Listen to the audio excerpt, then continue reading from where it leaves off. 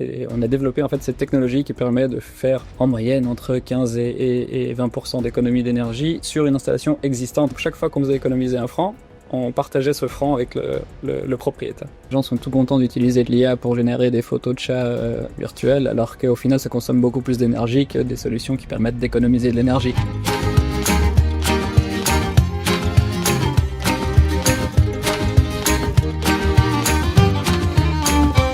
Bienvenue sur la table de Seb, le podcast où on repousse les limites du business. Aujourd'hui, on va plutôt abaisser des limites planétaires parce qu'on va parler d'écologie entre autres, mais avec une vision technologique. Avec moi, j'ai Maël Perret de la société Dineo. Donc on va parler un peu de tout ça, mais en tout cas, abonnez-vous. Ça vous permettra de voir les prochains épisodes sur Apple Podcasts, sur Spotify, sur YouTube. Bonjour Maël. Bonjour Seb, merci beaucoup pour l'invitation. Et merci de participer au podcast. Merci d'être venu. Est-ce que je peux te proposer déjà de te présenter en quelques mots ? Oui, avec plaisir. Donc Maël Perret, je suis ingénieur en énergétique des bâtiments, spécialisé dans l'efficacité énergétique des systèmes thermiques principalement. Et aujourd'hui, je suis cofondateur et CEO de Dineo, donc une entreprise technologique, comme tu l'as dit, qui a vocation d'aider la lutte contre le climat. Donc on va en parler un petit peu tout à l'heure. Parfait. T'es suisse ? Oui, je suis originaire du canton de Vaud, mais je suis né à Genève et j'ai toujours vécu à Genève, travaillé à Genève et fait mes études à Genève. T'as grandi à Genève, ouais. J'ai grandi à Genève, à côté de l'aéroport. Quel genre de petit garçon t'étais quand t'étais jeune ? Turbulent, on va dire, assez. Enfin, j'ai toujours été plein d'énergie, toujours eu besoin de me dépenser. C'est pour ça que j'ai fait du sport à haut niveau quand j'étais jeune. Ça m'a bien occupé. Donc ouais, plutôt énergique et turbulent, on va dire ça comme ça. Quel sport ? J'ai fait de la gym artistique au niveau suisse. À haute dose, tu me disais tout à l'heure. Très très haute dose, peut-être trop haute dose à un certain moment. C'est pour ça qu'aussi j'ai bifurqué à mes 16 ans, parce que voilà, je passais tout mon temps à faire de la gym le matin avant d'aller à l'école, le soir, le week-end, quand j'avais des vacances, j'allais en stage d'entraînement. Donc ça a fait beaucoup. C'est combien d'heures par semaine, tu m'as dit tout à l'heure ? Quarantaine minimum, sans compter les compétitions. Ça forge, je pense, un esprit où t'es capable de travailler et puis d'endurer beaucoup, je pense, aujourd'hui, non ? Oui, j'aime bien parler de résilience, toujours, parce que c'est vrai que le sport, c'est de la répétition. On sent que plus on s'entraîne, plus on est bon, plus on est à l'aise dans ce qu'on fait. Et dans l'entrepreneuriat, c'est la même chose. Donc, ça m'a appris beaucoup la résilience. Et aussi, quand j'entends les gens qui disent « j'ai pas le temps de faire ça parce que j'ai déjà trop de boulot », en fait, on se rend compte que les journées, elles ont 24 heures, qu'elles ont beaucoup de temps et qu'on peut faire beaucoup de choses. Typiquement, l'école d'ingénieur, je l'ai faite en cours du soir. Donc, je travaillais la journée, j'allais le soir à l'école d'ingénieur et les gens, ils étaient là, mais c'est pas trop compliqué. Et j'étais là, bah non, avant, je faisais, entre guillemets, beaucoup plus. Donc, ça m'a appris l'endurance et la résilience.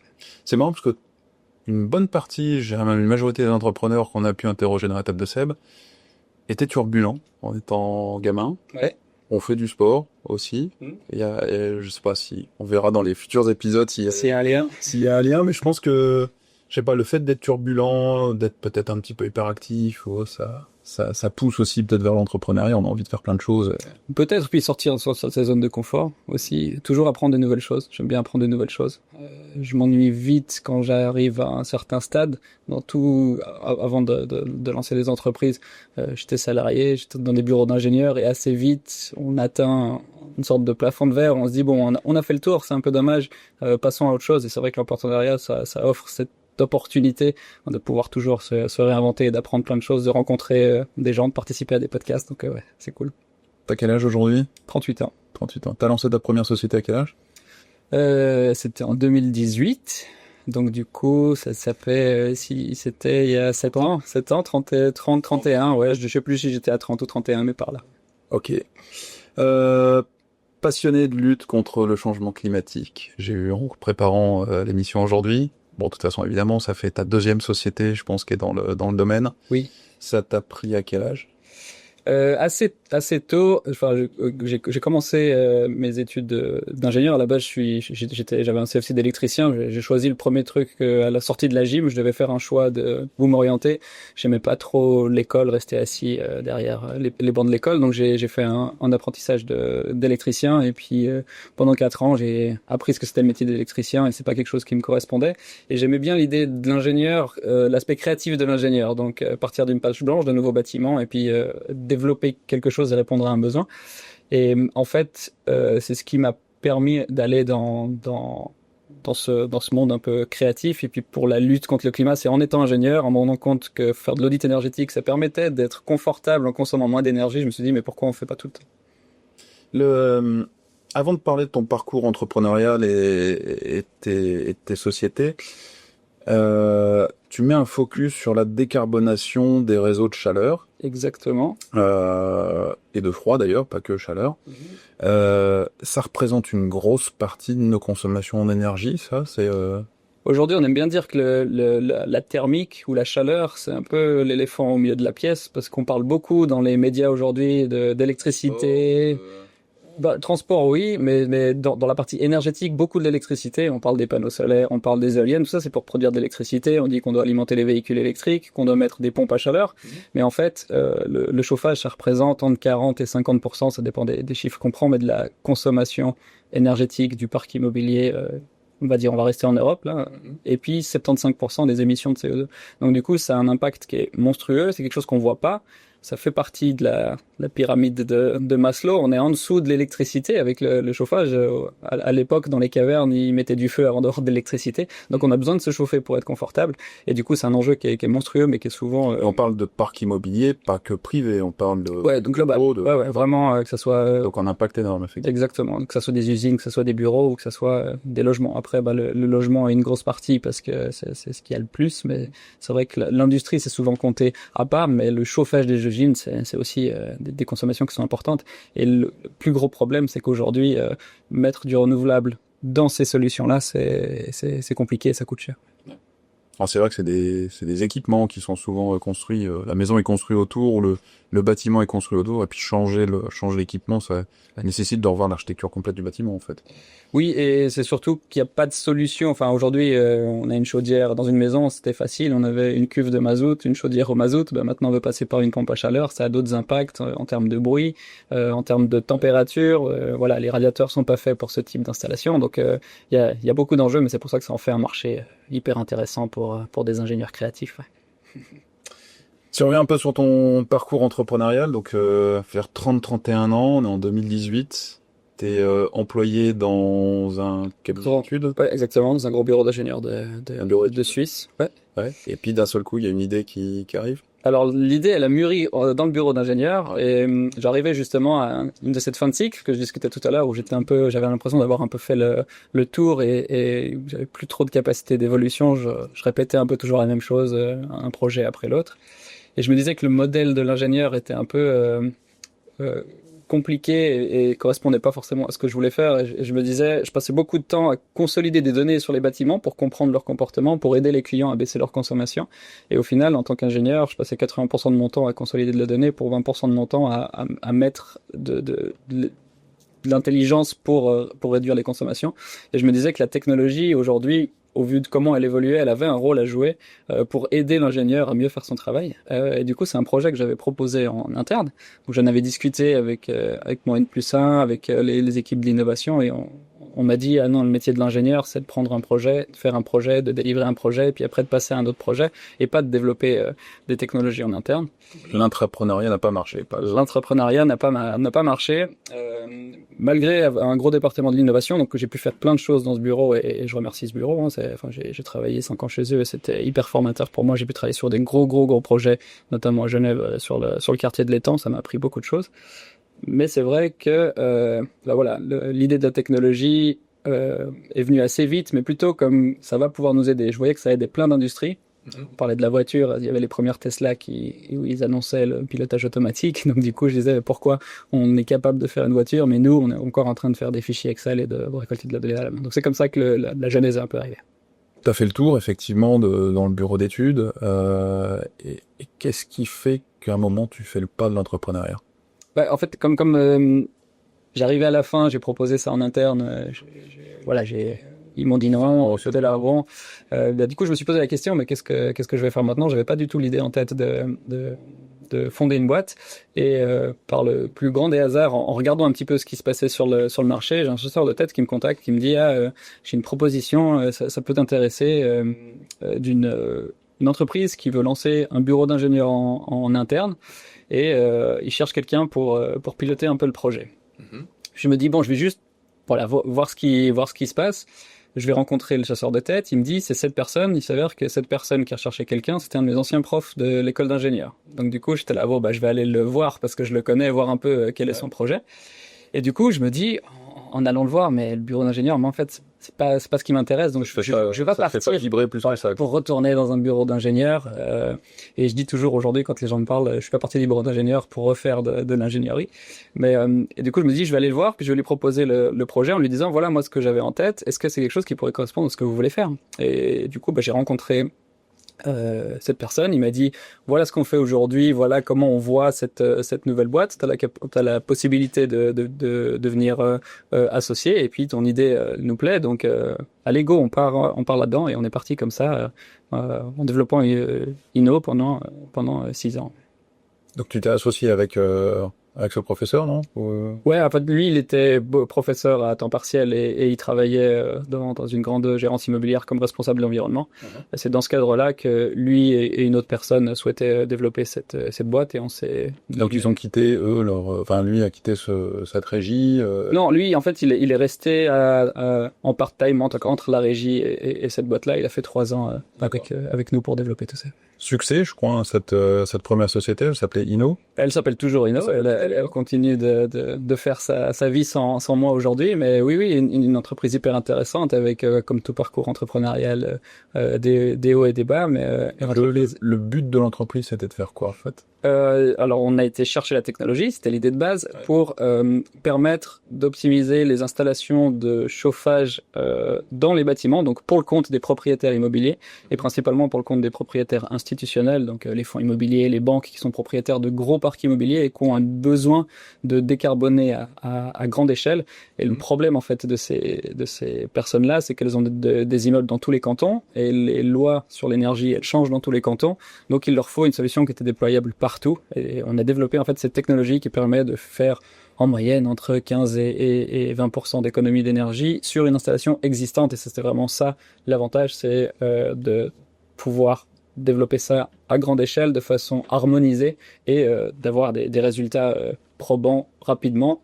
Et une des grosses innovations, alors il y a l'innovation technologique qui permettait de piloter les installations, mais et c'est toujours le business model où on se finançait à la performance. Donc ça veut dire que le propriétaire achetait le système pour l'installer dans son bâtiment, et après il payait que s'il y avait des économies d'énergie. Donc chaque fois qu'on faisait économiser un franc, on partageait ce franc avec le propriétaire. C'est smart. Il y a eu des prix, je crois, des labels. J'ai vu Solar Impulse. Exactement. Inno et Dineo aujourd'hui fait partie des solutions, en tout cas listées dans Solar Impulse, dans la fondation de Bertrand Piccard, qui, alors à la base, ils voulaient faire 1000 solutions efficientes pour le climat, et un de leurs objectifs, c'était de montrer qu'il y avait des solutions, et surtout des solutions rentables pour lutter contre le réchauffement climatique. Donc c'est assez cool d'avoir un entrepreneur, un aventurier suisse qui utilise son réseau pour promouvoir des solutions de partout dans le monde, et on voit qu'il y a plein de solutions intelligentes aujourd'hui sur le marché. Alors t'as eu cette aventure entrepreneuriale pendant à peu près 5 ans, je crois. 6, ouais. 6, ouais.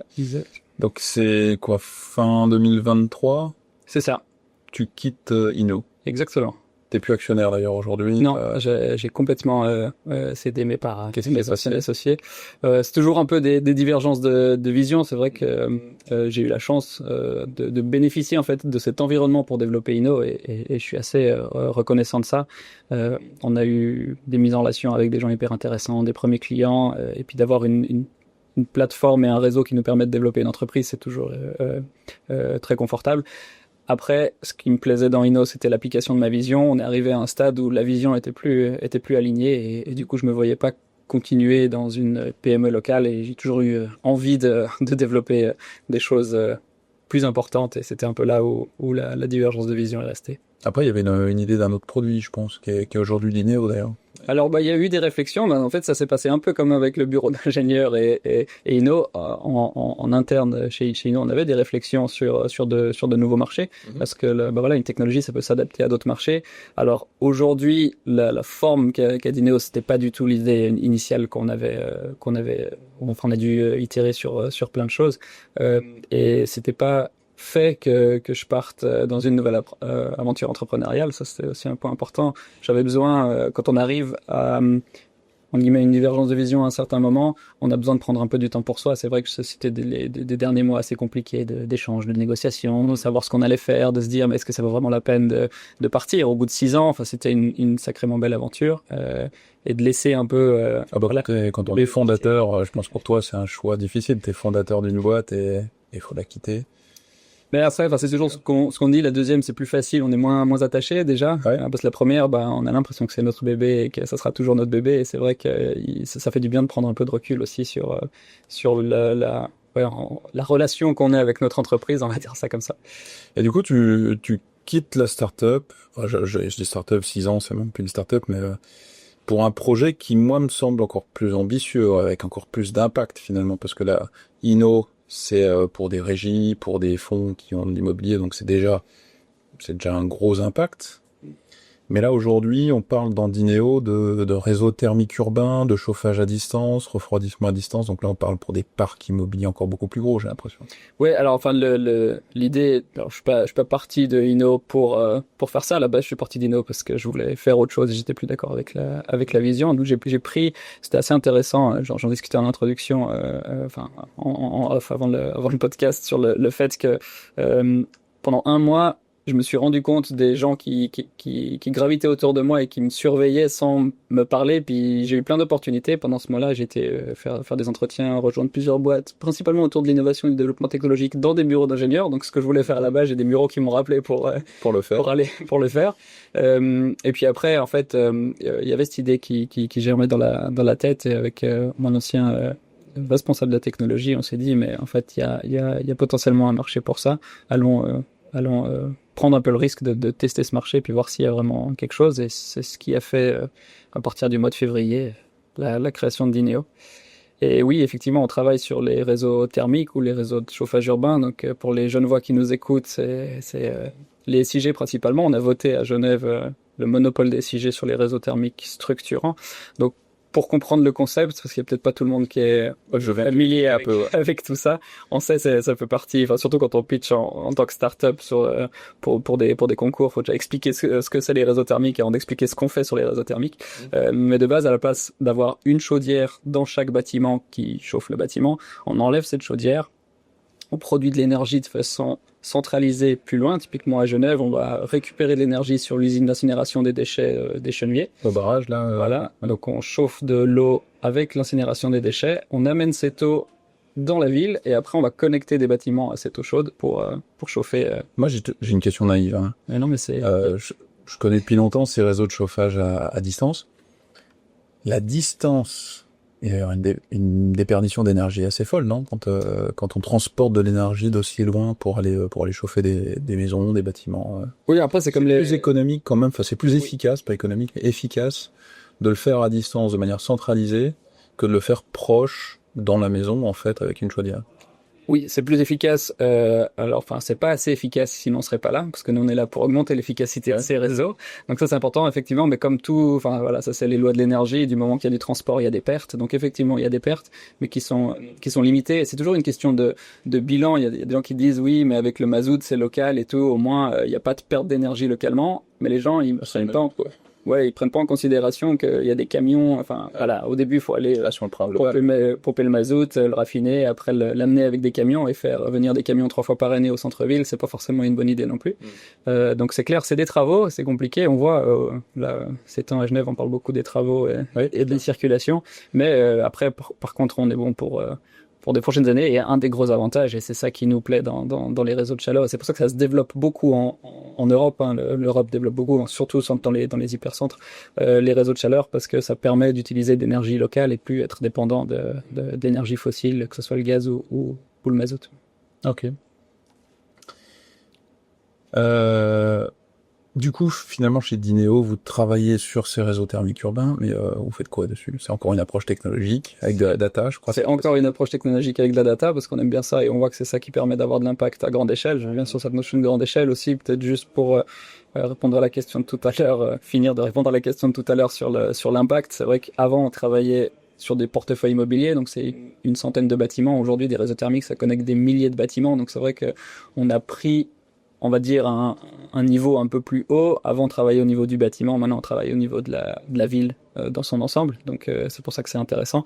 Et ce qu'on fait, c'est qu'en connectant ces réseaux, donc on va parler de digitalisation des réseaux thermiques, on va prendre des mesures dans plein d'endroits du réseau, et en analysant ces données, on est capable d'en optimiser le fonctionnement, donc de limiter les pertes, on parlait des pertes de transport tout à l'heure, de détecter quel bâtiment pose des problèmes de performance, parce que si le bâtiment il est mal régulé, ou si les gens se comportent mal, ou s'il y a des problèmes hydraulique dans le bâtiment peut poser des problèmes à tout le réseau, donc augmenter les pertes de l'entièreté du réseau, et là c'est vite des choses importantes. Donc on accompagne l'exploitation grâce à la donnée, donc on permet d'améliorer l'exploitation et l'efficacité énergétique des réseaux au global.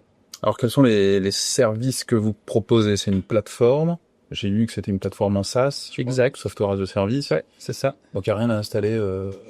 Alors ça dépend. Ça descend certainement. Et ça c'est le problème de ce marché-là, c'est que c'est un marché qui a évolué. Les premiers réseaux, c'est les années 60, donc il y a encore des vieux réseaux aujourd'hui en Suisse qui ont des gros problèmes, parce que pour comprendre la décarbonation des réseaux thermiques, plus on est dans des énergies renouvelables, plus la température du réseau doit être basse, et ça amène beaucoup d'enjeux.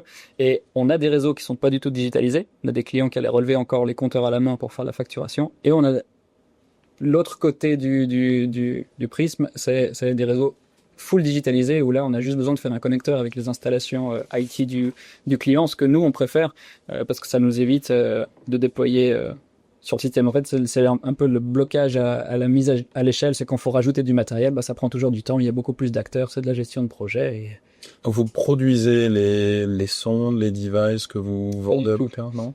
Non, tout ce qui est hardware, on achète. Il y a des gens bien plus compétents et spécialistes que nous qui fabriquent du hardware. Nous, notre métier, c'est vraiment la valorisation de la donnée. Et on aime bien dire qu'on fait le pont entre le monde de la technologie et le monde de l'énergie. Ça, c'est vraiment un peu notre mantra, de se dire, il y a des spécialistes de l'énergie, il y a des spécialistes de la technologie, mais il y a personne qui fait le pont entre les deux. Et nous, c'est ce qu'on fait avec mon associé et cofondateur. Il est spécialiste de la data, de la technologie, du développement de modèles sur la data. Et moi, plutôt sur la partie énergétique, on a mis nos compétences en lien et on développe tout ça. Et donc, Dineo, la création, c'est une histoire récente, on est début 2024. Exactement. Ça fait combien? 16 mois? À peu près 16 mois, ouais. Il y a 16 mois. Au début, il y a une phase d'investissement, il faut développer cette plateforme. Les premiers clients, ils arrivent quand? Au bout de combien de temps? Les premiers clients, enfin, un des avantages, c'est j'ai un bon réseau chez les énergéticiens, donc qui sont les gens qui exploitent ces réseaux-là. Et vu qu'on avait cette idée avant, on avait participé, je pense que c'était en 2021, quelque chose comme ça, juste après le Covid, un hackathon où j'avais rencontré un exploitant de réseau de chauffage à distance, et on a pu les recontacter en février en leur expliquant ce que nous on souhaitait faire et si ça pouvait les intéresser. Et on a eu la chance d'avoir un oui assez vite pour une petite partie du réseau pour tester la solution. Donc ça c'est. Alors que la solution n'existe pas, la société n'est même pas créée. Exactement, faut repartir de zéro. Après, on a la chance d'être confiant entre associés sur nos capacités à développer des choses et à trouver les personnes pour développer ça. Donc on a investi notre propre argent au début pour avoir les collaborateurs clés qui nous permettaient de développer cette technologie. Et en 6 mois, on a délivré une première version qui évolue aujourd'hui avec quelques opérateurs en Suisse romande, et on s'intéresse beaucoup à ce qui se passe en dehors de la Suisse. Ouais. Parfait, donc il y a encore des clients qui font confiance aux fournisseurs et qui disent vas-y, j'ai confiance en toi et tu nous développes la solution. C'est pas facile à trouver. Ça court pas les rues. Ça court pas les rues, et c'est souvent une histoire de relation. Enfin, ça c'est. Bon, je pense que ton parcours aussi donne confiance. Je pense à ça. Ouais, je sais pas si c'est le parcours ou moi je pense que c'est plutôt l'histoire de relation, et c'est vrai que même si ça se passait mal, on était disponible, qu'on pouvait discuter avec eux, qu'on trouverait une solution pour rebondir ou qu'on leur apporterait autre chose. Donc non, c'est hyper cool de pouvoir aussi développer ça comme ça, et je les remercie pour leur confiance s'ils écoutent le podcast et qu'ils se reconnaissent. Tu peux me mettre si t'as envie ou pas. Et du coup, ouais, c'est vrai que ça c'était un peu la complexité et l'avantage du début. Ça c'est pour ça qu'au mois de février, en allant discuter avec eux qui disent oui, ça peut être intéressant, là on s'est plus trop poser la question, ok, il y a de l'argent et puis on y va, et puis si ça marche pas, dans 6 mois, on les remboursera et puis on passera à autre chose. Tu me disais en préparation de l'émission, c'est développé 100% suisse, c'est hosté 100% suisse. Oui, on aime bien la cohérence.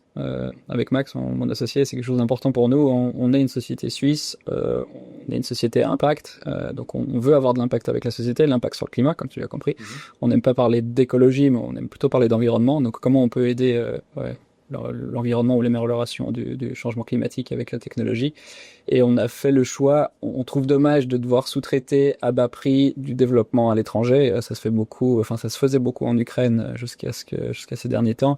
Ça se fait beaucoup en Inde ou dans d'autres pays. Et on souhaitait, nous, avoir nos collaborateurs ici. C'est deux avantages, c'est que quand on est dans des phases de développement, on est beaucoup plus agile, il n'y a pas de problème de décalage horaire, on peut discuter avec les gens, on est tous dans le même bureau, donc ça c'est quand même un avantage, mais c'est surtout aussi dans la cohérence, on peut pas dire, c'est comme quelqu'un qui dit, moi je vais développer une boîte pour le climat et qui va s'acheter un jet privé pour aller faire des allers-retours un peu partout dans le monde. Donc il y a une certaine cohérence, puis il y a aussi des valeurs. On souhaitait rester suisse. Nos premiers clients nous demandaient que les données restent en Suisse, donc on a développé notre propre architecture chez un provider suisse de cloud, ce qui est assez complexe parce qu'aujourd'hui la majorité des startups ils partent avec AWS, donc les services d'Amazon ou Google, parce qu'ils ont déjà plein d'outils dans les tiroirs et c'est beaucoup plus facile de développer avec ces outils-là. Par contre, après, on devient dépendant et surtout, on ne sait pas ce qu'ils font avec les données.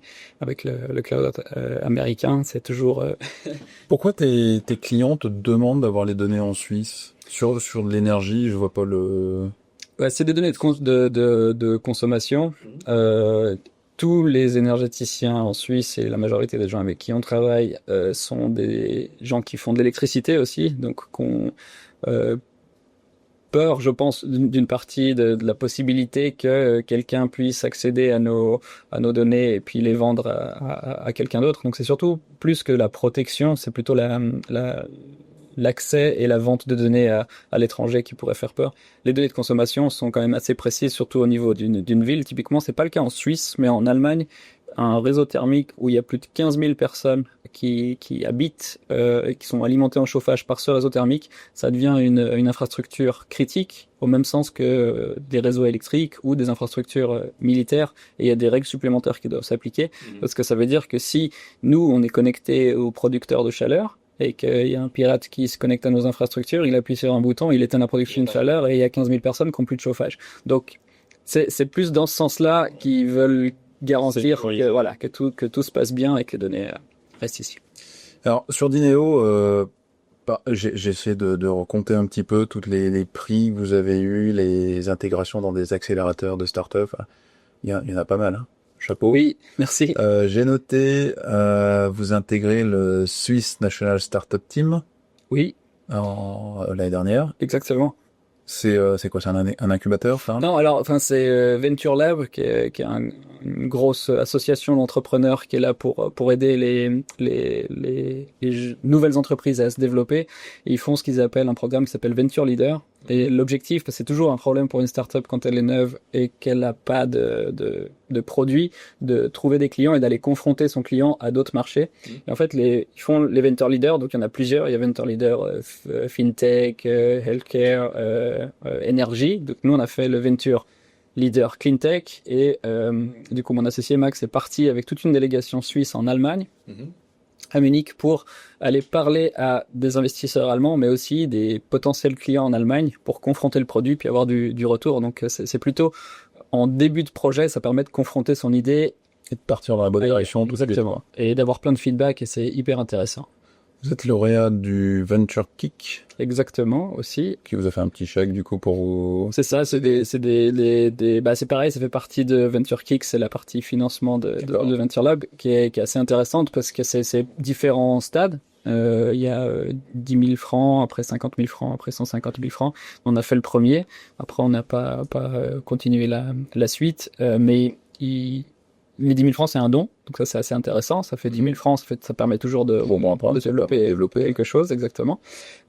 Par contre, on signe une convention avec eux que si la boîte, elle fonctionne et qu'on la revend, on s'engage à leur redonner une partie de cet argent. Alors, pas forcément les 10 000 francs, ils espèrent qu'on leur donne un peu plus pour financer. Ça se finance aussi un peu comme ça, ce qui est assez intéressant comme modèle. Et ça veut dire qu'en fait, ce que vous allez leur redonner demain, ou après-demain, Ils vont le réutiliser pour... ils vont le réutiliser pour d'autres startups à vie. Ça qu'en fait, tu reçois, mais l'idée, c'est que tu rendes ce qu'on t'a donné un jour pour aider d'autres startups. Exactement. Et ça, c'est pour la première phase. Puis après, sur les phases jusqu'à 150 000, après, ils font des CLA où ils prennent des parts de l'entreprise. Puis le but, c'est quand ils revendent ces parts, c'est pour récupérer, pour investir dans d'autres boîtes. Et c'est un programme qui marche bien et qui a soutenu plein d'entreprises. Vous avez intégré l'accélérateur Genilem aussi? Oui, exact. Du coup, pour la deuxième fois, on est une des premières entreprises à avoir été suivie 2 fois par Genilem, parce qu'on était déjà suivi par Genilem avec nous. D'accord. Et du coup, on a tellement aimé le programme qu'on... Ça t'apporte de quoi? C'est toujours... Comment on peut dire ça? Il y a 2 choses dans Genilem qui sont hyper intéressantes. C'est que du moment qu'on a un problème, un sujet, une question qu'on se pose, on a quelqu'un qu'on peut appeler, et puis il va trouver la bonne personne qui va répondre à notre question. Ça, c'est vraiment hyper intéressant. Ça t'enlève la solitude du dirigeant, ça te permet de t'accompagner, C'est l'œil externe. Enfin, moi, je le vois comme ça, c'est d'avoir des gens de confiance qui ont vécu ça ou qui connaissent quelqu'un qui a vécu ça, qui va pouvoir nous aider à débloquer un petit problème dans l'engrenage. Et le deuxième point avec Genilem, quand on est suivi pendant 3 ans, ils mettent en place ce qu'ils appellent les challenge boards. Donc, c'est pas un board officiel d'entreprise, c'est pas un conseil d'administration, c'est vraiment des gens qui sont parrains de Genilem, donc des entreprises qui soutiennent la démarche de Genilem. Et on les voit 2 fois par année et on fait un board virtuel, c'est pour ça que ça s'appelle Challenge Board, et on vient parler de problématiques spécifiques et ils nous aident à analyser ce qu'on a fait et à analyser notre feuille de route, et ça nous apporte aussi plein d'insights et de feedback sur ce qu'on fait. Donc c'est toujours cette recherche un peu de pas de valider les décisions qu'on a prises, mais de les challenger, et ça c'est vraiment quelque chose qui est appréciable. Et dernière chose que j'ai lu aussi, le Fongit. Oui. Qui vous a donné un petit coup de main, ou un prêt, je crois. Fongit fait partie aujourd'hui des actionnaires de Dineo, une petite partie, parce qu'en fait ils ont plusieurs programmes. C'est toujours assez compliqué de savoir tous les programmes parce qu'ils changent aussi en fonction des budgets qu'ils ont du canton. Mais là c'est un programme où ils mettent l'argent tout de suite et ils s'engagent à être convertis dans le cadre d'un événement de liquidité en part d'entreprise, qui pourront vendre dans un autre événement de liquidité pour aussi soutenir d'autres boîtes. Donc c'est toujours assez intéressant, ça permet d'avoir de l'argent assez rapidement en phase de développement. Et c'est ce qu'on a fait avec eux. Ouais. Combien d'employés aujourd'hui ça représente Dineo? 8. 8 personnes, ouais. Avec des ambitions de grossir, des recrutements en cours? Alors, pas des ambitions. Enfin, le dernier recrutement qu'on a fait, premier jour, on a engagé une commerciale qui vient qui travaillait à Paris et qui vient s'installer dans la région. Donc ça, c'est hyper intéressant pour nous parce que c'est vrai que on est dans une partie, dans un marché, les énergéticiens ou les grands opérateurs, c'est des cycles de vente qui sont très longs. Ouais. Et en tant que start-up, on a besoin que ça aille très vite. Donc on n'est pas forcément aligné, et la partie commerciale, on la faisait Max et moi jusqu'à maintenant, et on pouvait pas passer 100% de notre temps là-dessus. Le commerce, j'aime bien toujours dire que c'est comme dans le film de Chaplin sur la chaîne de production, le commerce c'est ça, il faut vraiment contacter, relancer, prendre des rendez-vous, signer, contacter, relancer, prendre des rendez-vous, et du coup il nous fallait quelqu'un pour industrialiser cette partie-là. Ça c'est le dernier recrutement qu'on a fait. Puis le fait qu'elle vienne de Paris, c'est une volonté aussi d'aller sortir des frontières rapidement? Alors ça fait 6 mois maintenant qu'on sort des frontières. On savait qu'on devait aller assez vite pour comprendre aussi le marché des réseaux thermiques. En Suisse, c'est 1000 réseaux thermiques, mais qui sont opérés par 60 opérateurs. Donc on a 60 clients potentiels en Suisse. C'est pas beaucoup. C'est des gros clients. Quand on signe, on est content. Mais il y en a pas beaucoup. Donc assez vite, on savait qu'on devait regarder à l'étranger.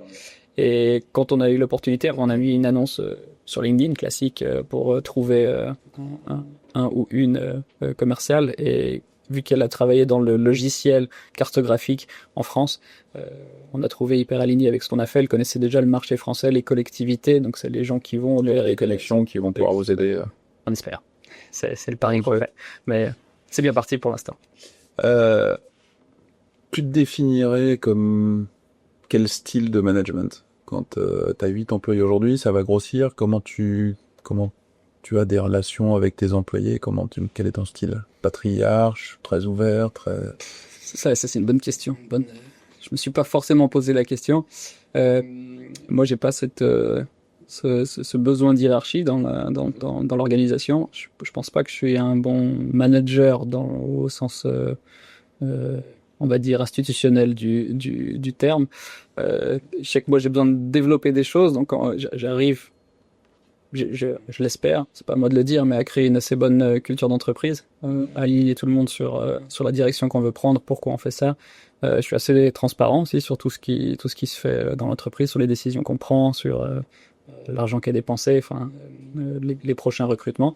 Donc on a une bonne organisation en termes d'équipe assez forte. Après, je pense assez vite que à partir d'une certaine taille, moi je peux pas tout gérer. J'aurais besoin de gens un peu plus cadrés que moi qui sont faits pour piloter cette partie-là. J'ai toujours dit, je suis pas quelqu'un, je suis pas un bon directeur opérationnel d'une entreprise. J'aime bien cette partie en amont, de partir de zéro, d'analyser un marché, de comprendre les besoins, de comprendre comment le produit doit s'adapter. Donc je sais que je serai à partir d'un moment. Le côté plus visionnaire. Ouais, plutôt visionnaire et puis innovation et terrain. Moi, ça me fait pas peur d'aller me prendre des claques sur le marché, que les gens me disent ce que tu fais c'est pas bien, parce que du coup ça me dit que je suis pas dans la bonne direction, et réorienter ça me dérange pas. Il y a des gens qui sont pas faits pour ça, qui sont là. Il faut que la structure ronronne et puis eux ils la pilotent au cordeau. Ça c'est vraiment pas ce qui me plaît. Donc pourquoi on rejoint Dineo aujourd'hui? C'est quoi le plaisir de rejoindre Dineo? C'est dur de trouver en Suisse une entreprise technologique, donc pour des profils plutôt technologiques et data, de trouver une entreprise qui a une vraie mission derrière, donc qui a le sens aussi, qui aide beaucoup à rejoindre Dineo, parce qu'on sait que on va pas développer un algorithme pour analyser des stats sur les réseaux sociaux ou pour ou faire gagner plus à l'actionnaire ou trader du pétrole. On a un de nos data scientists qui travaillait chez Total avant, et du coup qui développe des algos principalement pour trader du pétrole, pour faire simple. Donc du coup, il y a vraiment cette partie sens et mission qui est importante. On se dit qu'on développe quelque chose qui va aider et qui aura un impact fort. Aura un impact sur le monde, c'est encore trop tôt, mais en tout cas un impact que ça soit même sur les génériques locales, on espère, hein, c'est l'objectif, ouais. Justement, tu parles d'objectifs, c'est quoi les objectifs des années à venir? Développement européen, donc ça c'est vraiment le focus qu'on a aujourd'hui. En fait, on travaille toujours par petits projets et après déploiement sur un ou plusieurs réseaux chez nos clients. Donc là, on a planté les projets à taille réduite en Suisse. Donc l'année prochaine, le but c'est de développer la Suisse sur principalement nos clients existants. C'est ce qu'on est en train de travailler avec eux. Et puis par contre, l'année prochaine, on doit planter des premiers projets en dehors de la Suisse. Donc là, on était des très bons contacts. On devrait, je touche du bois, bientôt signer avec la France et la Belgique. Là, on a deux très bons contacts avec des très gros opérateurs qui ont des réseaux partout en Europe. Donc c'est vraiment ça notre objectif, c'est d'être européen. Aujourd'hui, on va pas partir dans d'autres pays parce que déjà les réseaux thermiques sont moins développés. Il y aura peut-être des réseaux de froid avec le réchauffement climatique, mais on espère qu'on ira assez vite sur les réseaux thermiques pour pas qu'il y ait des réseaux de froid ailleurs dans le monde. Je pense que quand tu es dans des incubateurs ou quand tu présentes tes projets, tu pitches tes projets à des organismes comme le Fongit ou autre, tu dois faire plein de business plans, donc tu dois te fixer des objectifs chiffrés. Alors je veux pas te demander quels sont tes objectifs chiffrés, mais comment tu les fixes en fait, parce que t'es en période start-up, ça peut exploser du jour au lendemain. Comment tu t'y prends en fait pour fixer tes objectifs? Alors, on aimerait bien avoir une boule de cristal, mais on n'en a pas. Alors, nous, on s'est fixé un objectif en termes d'impact qu'on voulait avoir, donc en termes d'économie de tonnes de CO2, et c'est ça notre métrique. C'est pas un objectif financier. C'est pas un objectif financier. C'est un objectif in fine Exactement. De se dire, nous, aujourd'hui, ce qu'on veut atteindre, c'est d'avoir un impact en Europe et d'avoir un impact sur, on a mis, il y a en fait 3 objectifs, mais qui découlent de celui-là. C'est un objectif en termes de tonnes de CO2 économisées à notre échelle, donc on aura permis d'éviter tant de tonnes de CO2 dans l'atmosphère. Après, ça découle de tant de millions de personnes qui sont impactées par notre technologie, donc on a aidé tant de millions de personnes qui habitent dans des bâtiments chauffés à avoir un impact moindre sans qu'eux ils s'en rendent compte en fait.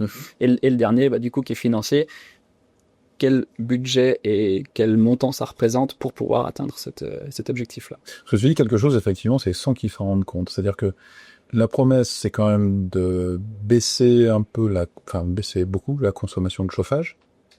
Principalement, après, il y aura le froid qui va venir, mais Mais sans pour autant changer la température dans la pièce, en le confort des gens, quoi. De base, bon là, on travaille sur les réseaux, donc on a peu d'impact sur ce qui se passe dans le bâtiment, mais on fait en sorte que le réseau, quand il y a de la production d'énergie, si on prend un exemple de production au bois, aujourd'hui, on envoie une température dans tout le réseau pour garantir que le point le plus froid du réseau est bien du chauffage et de l'eau chaude. Aujourd'hui, avec notre analyse, on est capable de dire, en fait, non, là, il n'y a pas besoin d'envoyer toute cette eau chaude, et du coup, on va surtout limiter les pertes. Donc, c'est pour ça que les gens, ils s'en rendent pas compte. C'est un point important, hein. C'est clair que le but, et c'est là où la technologie... L'acceptation de la technologie, ça fera que s'il n'y a pas d'impact. Exactement, sur le confort. Et potentiellement, l'avantage que ça peut avoir, c'est qu'à terme, on peut réfléchir à des nouveaux modèles, aussi, qui permettront de baisser la facture. Ça va devenir un enjeu aussi de plus en plus. Pas d'impact sur le confort, mais une baisse de facture. Enfin, moi, j'ai l'impression que c'est comme ça que l'écologie doit avancer. Oui. Et c'est comme ça qu'on résoudra des problèmes de changement climatique. C'est si on permet la même vie aux gens, finalement, en ayant une facture moindre. Après, l'équation est toujours assez compliquée parce que, bien sûr, si tous les bâtiments sur un réseau thermique, c'est des passoires énergétiques, il va quand même falloir rénover les bâtiments, il va quand même falloir faire des travaux. Enfin, on va pas tout régler avec la technologie qu'on installe sur les réseaux thermiques. Nous, on aide une petite partie pour être sûr que le système soit efficace. Mais après, la transition énergétique, c'est une des équations les plus compliquées de notre époque. Et du coup, aujourd'hui, de mon point de vue, l'énergie est pas assez chère et les gens s'y intéressent pas assez. Et c'est pour ça que, ça me fait un peu mal au cœur de me balader à Genève l'été et de voir des clims partout. Il y a peut-être des gens qui, en écoutant, ont sauté au plafond quand tu viens de dire l'énergie n'est pas assez chère. Ouais, je sais. On s'en occupe pas assez. Désolé, mais si l'énergie était plus chère, on ferait plus attention. C'est comme l'eau, c'est pareil. Alors, je suis tout à fait d'accord sur l'eau, hein. Effectivement, moi, je le vois à titre personnel. La facture d'eau, aujourd'hui, elle représente pas grand-chose à côté de la facture d'électricité. Ouais. Oui, non, je trouve que la facture d'électricité est quand même assez chère aujourd'hui. Mais... Oui, la facture d'électricité reste assez chère. Enfin, elle a pas mal augmenté aussi ces derniers temps. Les gens comprennent pas toujours pourquoi aussi. Mais malgré tout, c'est pas encore assez cher. Et malgré tout, c'est pas assez cher parce aujourd'hui, on se dit pas. Enfin, il y a des gens qui ont bonne conscience, qui ferment le robinet quand ils se lavent les dents ou qui éteignent la lumière quand ils sortent et qui vont entrer dans une pièce. Et tout le reste de la population, en fait, on voit l'électricité, ça augmente toujours, les besoins augmentent toujours. Là, on parle, nous, on a c'est assez intéressant. Je fais un petit parallèle avec la data et la technologie, parce qu'on nous dit toujours, mais vous développez des technologies, c'est de l'IA, ça consomme beaucoup d'eau, beaucoup d'électricité. Alors au final, ce que vous faites économiser d'un côté, vous le dépensez en énergie dans les data centers. Et c'est assez drôle de voir que les gens ont pas cette notion. Nous, on va dépenser quelques kilowatts en électricité pour faire tourner nos modèles, et on va économiser des mégawatts, donc en termes thermiques, qui ont beaucoup plus d'impact environnemental que l'électricité. Donc mais c'est vrai que c'est assez complexe. Puis les médias aujourd'hui au niveau énergétique n'aident pas forcément à prendre conscience de tout ça. Mais c'est vrai que c'est comme tout, si c'était plus cher, quand l'essence a été très chère, les gens disaient faut qu'on fasse attention, on roule moins. Aujourd'hui, si on veut consommer moins, faut que ça coûte un peu plus cher.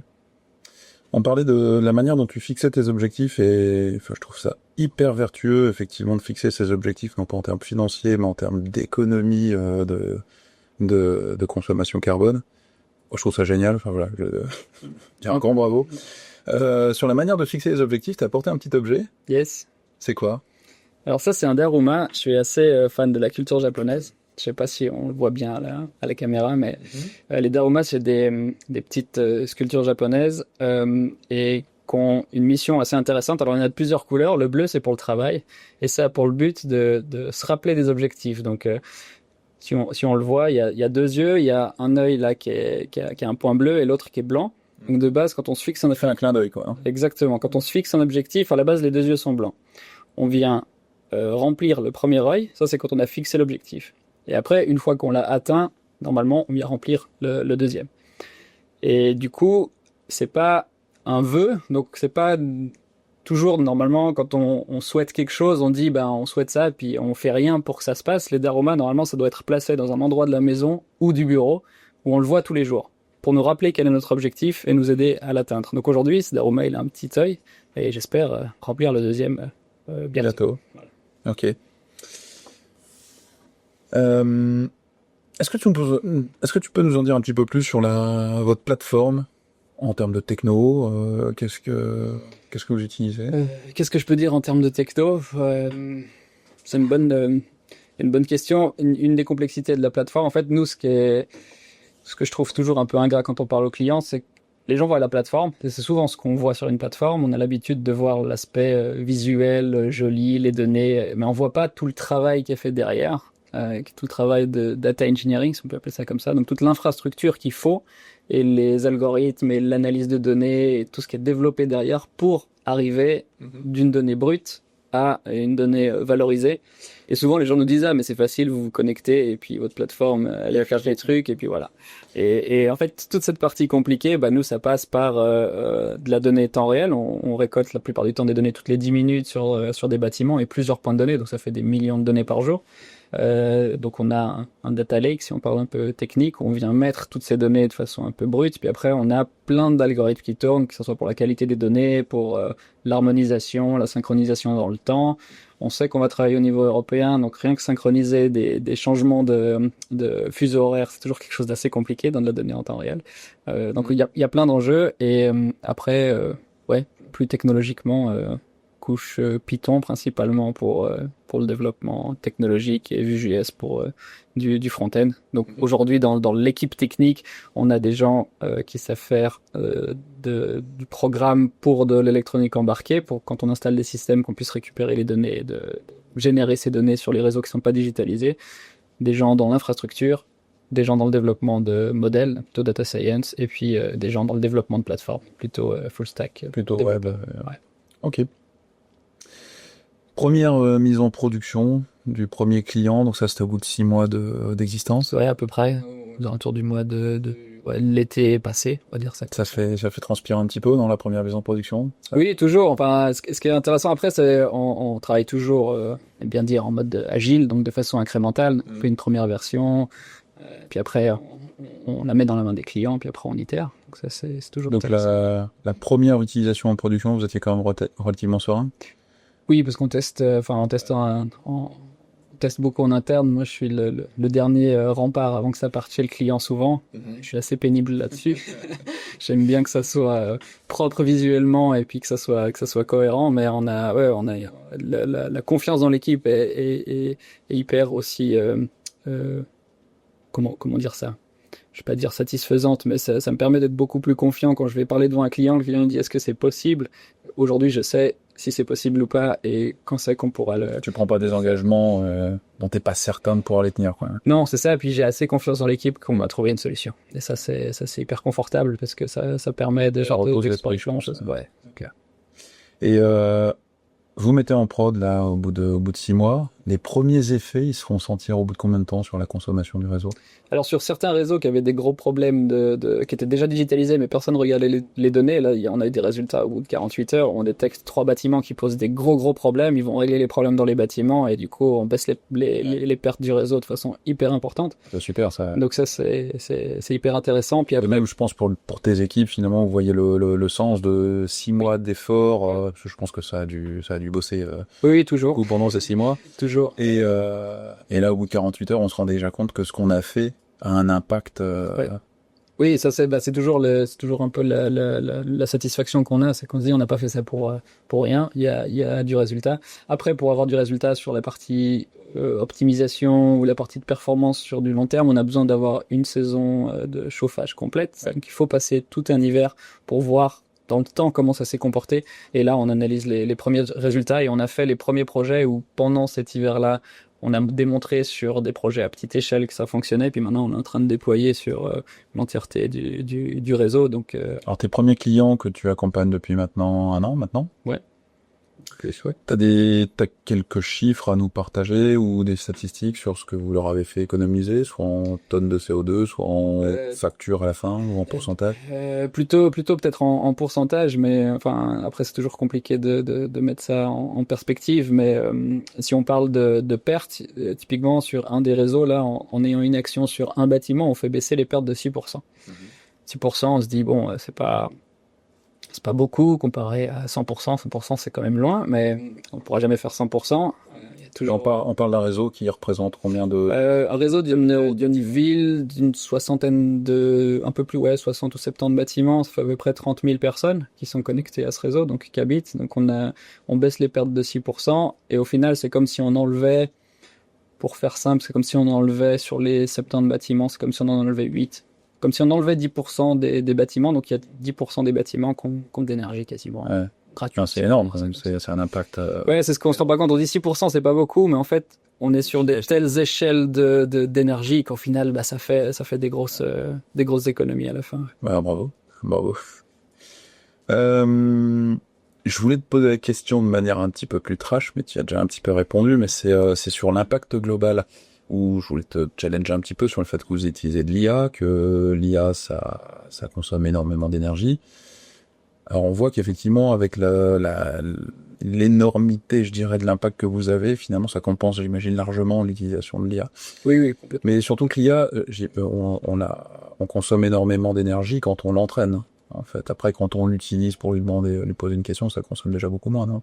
Oui, et puis on a toujours en fait le problème aujourd'hui quand on parle d'IA, les gens pensent au LLM, donc ChatGPT ou autres, qui sont des modèles qui consomment beaucoup d'énergie pour la phase justement d'entraînement, parce qu'ils doivent s'entraîner sur des données monstrueuses, sur des jolis de données web. Voilà, exactement.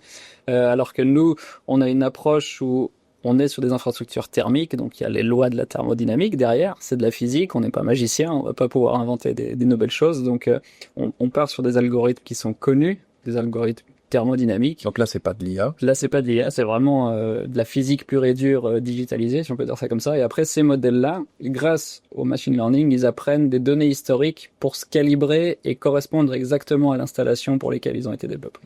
Donc en fait, c'est pour ça qu'on peut avoir des résultats hyper rapides sans avoir une profondeur d'historique de données qui est grande, mais plus on a de l'historique de données, plus les modèles deviennent calibrés et tailor-made, si je peux dire ça comme ça, pour chaque installation.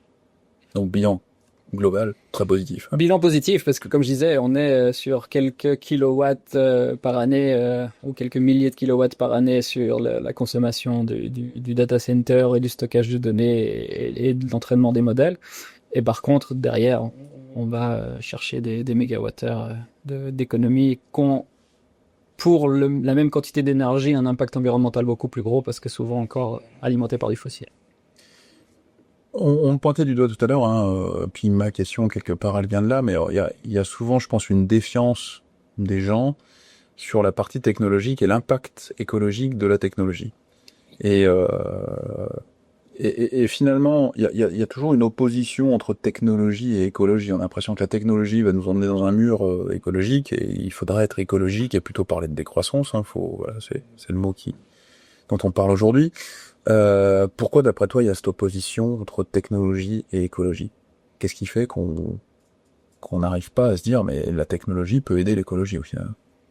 Parce que souvent, elle est utilisée pour d'autres choses que l'environnement. C'est vrai que je parle pas trop d'écologie, mais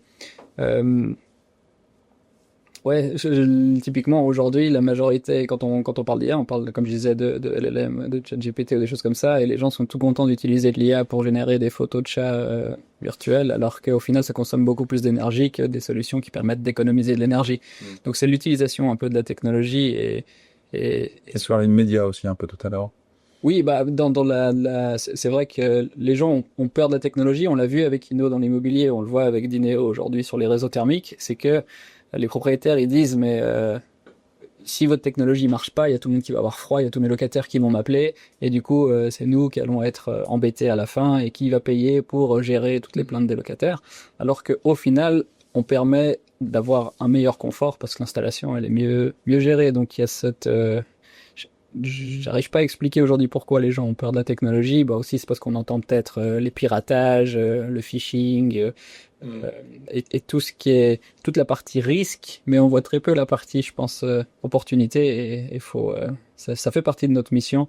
J'ai toujours aussi et principalement chez Inno, un peu moins chez Dineo parce qu'on travaille avec des professionnels de l'énergie aujourd'hui, donc qui ont des vrais enjeux, des vrais impacts. Avant, on travaillait avec des professionnels de l'immobilier, donc qui étaient moins au fait des normes environnementales, de l'énergie et surtout de la technologie, de comment fonctionne une installation de chauffage. Donc du coup, eux, ils étaient plus enclins à dire ah ok c'est une solution. En fait moi ce que je viens chercher, je m'en fous de comment vous le faites. Moi tout ce que je veux à la fin c'est du résultat. Tandis qu'aujourd'hui on est plus dans comment c'est fait, comment ça fonctionne, c'est quoi les algorithmes derrière et on travaille plus avec des techniciens qui comprennent le métier. Donc, c'est plus intéressant pour nous, mais c'est vrai que je pense que c'est aussi pour ça que les gens ont un peu peur de la technologie. Non, dans les deux cas, Inno et Dineo, c'est une clientèle privée. Enfin, privée dans le sens que c'est des sociétés, énergéticiens ou régies, donc c'est des entreprises. C'est quoi le rôle des pouvoirs publics dans dans la réduction justement de la consommation d'énergie, ou est-ce que toi tu es en relation avec les pouvoirs publics pour essayer de changer les choses, changer les règles? Alors nous on fait pas personnellement du lobbying ou des choses comme ça, mais on est en contact bien sûr avec les offices cantonaux de l'énergie. Ils sont aidants, ils vont Oui. dans le bon sens? Alors toujours sur un aspect, enfin la complexité qu'ils ont, c'est de faire en sorte que tout le monde soit content autour de la table. Hein, ça c'est toujours assez compliqué. C'est vrai que si on se dit on met de la technologie, on oblige la technologie dans tous les bâtiments, aujourd'hui il faut qu'ils trouvent plein de solutions qui font ça, et c'est le principe même d'une solution innovante, c'est d'être nouveau sur le marché. Donc après on trouve pas d'autres solutions pour mettre en face, donc ils nous disent on peut pas promouvoir une solution. On peut pas mettre dans la loi une solution, on est obligé de mettre dans la loi potentiellement qu'il faudra à terme mettre de la technologie pour aider les bâtiments à mieux se comporter. C'est le cas en France, ils ont des décrets qui arrivent jusqu'en 2030 pour les bâtiments tertiaires où ils ont l'obligation d'automatiser le pilotage du chauffage pour qu'il soit plus efficient. Donc ils ont le rôle de regarder ce qui se fait, donc un peu de la veille, et puis de voir comment ils peuvent intégrer ça dans la politique sans privilégier une entreprise. Donc c'est vrai que ça doit pas être c'est un jeu de tous les jeux. Exactement, ouais. Il y a d'autres secteurs qui pourraient s'inspirer de votre approche, justement, cette approche de données, d'apprentissage et de déclencher des économies. Peut-être que c'est des secteurs sur lesquels vous irez demain, mais... Alors, on n'y a pas trop, mais par transposition, bien entendu. Ça, c'est sûr que la data aujourd'hui, on voit, la data pour la data, nous on essaye toujours d'avoir une approche pragmatique où on peut créer le maximum de valeur avec le minimum de données, parce que les modèles qui utilisent l'entièreté d'internet, on voit ce que ça coûte en termes de consommation énergétique. Donc faut qu'on en revienne à une utilisation plus pragmatique, mais il y a plein de, une voiture qui se conduit toute seule. Aujourd'hui, elle a besoin de données, elle a besoin de capteurs, elle a besoin de caméras, donc de données pour réussir à se conduire, mais il y a plein d'industries qui utilisent beaucoup la data. L'aviation utilise beaucoup la data pour un pilote, il pilote au décollage, à l'atterrissage, entre les deux, il fait plus grand chose parce que la machine, elle se pilote toute seule et elle consomme du coup un peu moins d'énergie. C'est pas le bon exemple les avions bien sûr, mais il y a je pense qu'il y a plein de domaines qui pourraient encore s'en inspirer dans le développement. Après, et dans la technologie pour l'écologie, tu vois d'autres choses qui pourraient bénéficier de la data, des domaines sur lesquels on peut avoir de l'impact par de la data? L'agriculture, on a pas mal, de plus en plus. L'agritech, ça se développe de plus en plus, d'avoir des données, que ce soit sur les prévisions météo pour anticiper des vagues de grêle, pour protéger ses cultures ou des choses comme ça.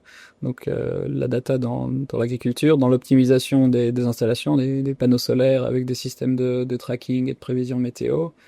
Mais surtout, je pense, un des gros enjeux aujourd'hui, c'est la maintenance. On sait que si on prend un bâtiment, si on prend une voiture, si on prend n'importe quel équipement qu'on a, la majorité de son coût, c'est souvent la maintenance sur la durée de vie d'un produit.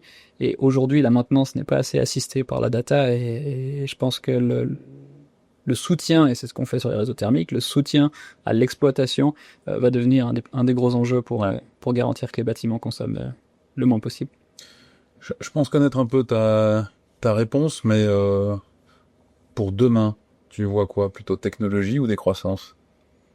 Alors, tout dépend de quoi on parle, mais j'espère un peu de décroissance dans certaines technologies qui sont pas forcément bonnes pour le climat.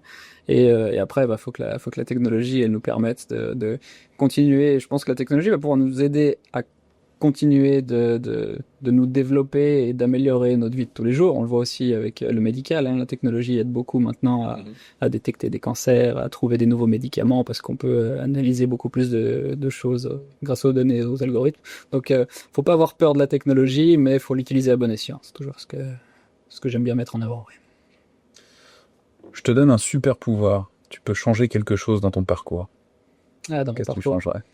L'international, je pense, c'est quelque chose que j'ai pas eu l'occasion de faire, de partir. J'ai vraiment fait toute ma carrière ici, et si je pouvais m'offrir une parenthèse, Tu partirais où? ça c'est une bonne question.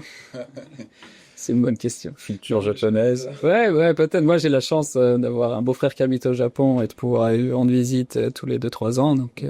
Donc le Japon, maintenant, c'est quelque chose que je connais bien et j'adore aller là-bas, mais je pourrais pas habiter là-bas, je pense. Mais faire une année pour apprendre une nouvelle langue ou découvrir une nouvelle culture, c'est quelque chose qui m'aurait intéressé. Et ça pourrait du coup un futur marché pour Dineo? Oui, le Japon, ils développent, ils ont des grosses problématiques Tokyo, c'est une ville qui a 2 fois plus d'habitants que la Suisse, donc du coup, il y a des enjeux au niveau du chauffage et les réseaux thermiques. Ils sont équipés en réseau thermique, je sais. Ils en ont quelques-uns. C'est pas la grande majorité parce qu'ils ont une infrastructure qui est monstrueuse comparée à la nôtre. On voit toujours le métro qui passe après un train, après une autoroute et puis après des bâtiments encore au-dessus. Donc ils ont une ville qui est pas organisée comme la nôtre. Donc développer des réseaux thermiques dans ces conditions, c'est très compliqué, mais ils sont pleins de ressources et sur certaines villes, il y a déjà des réseaux thermiques qui se développent. Et inverse, les États-Unis aussi, alors...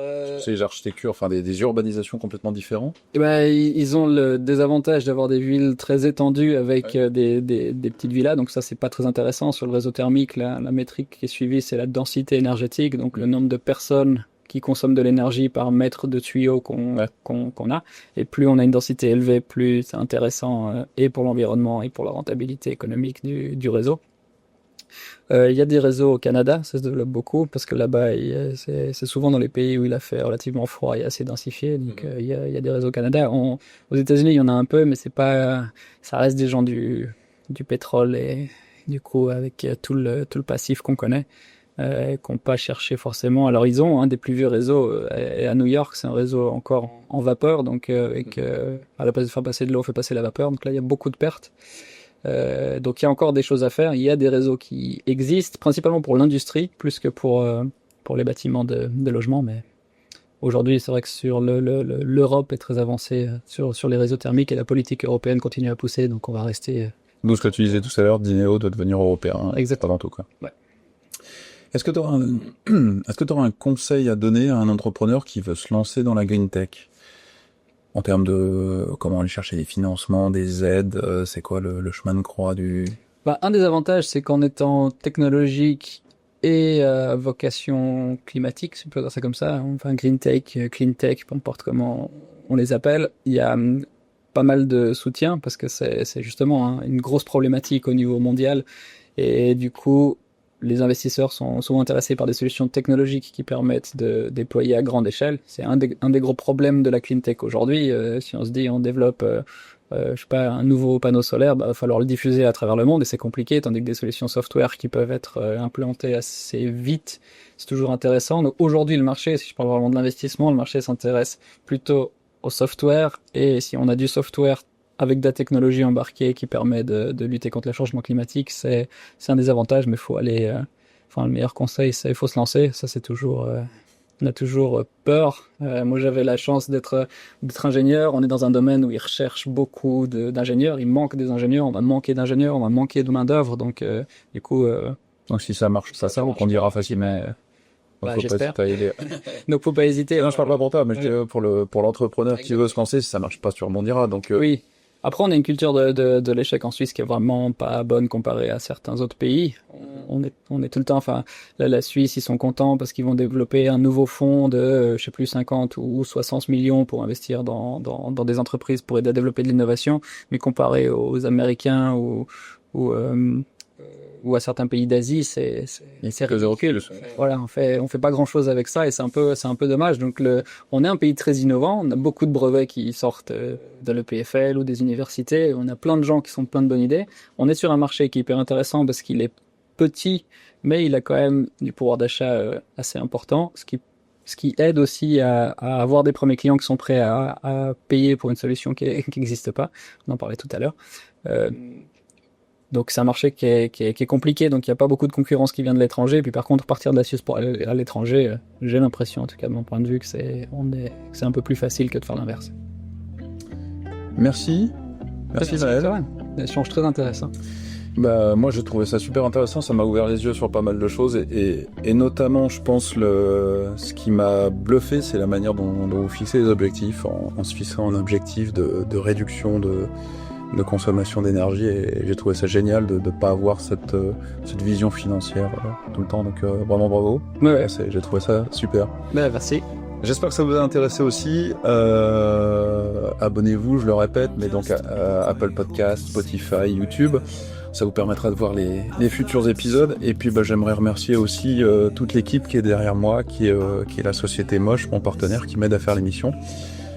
Voilà, donc ils font un super boulot, je suis super content, donc merci. Et merci encore une fois Maël d'avoir participé. Merci à toi, puis merci à l'équipe, je confirme, ils font un excellent travail. Merci. My heart, a window to my soul.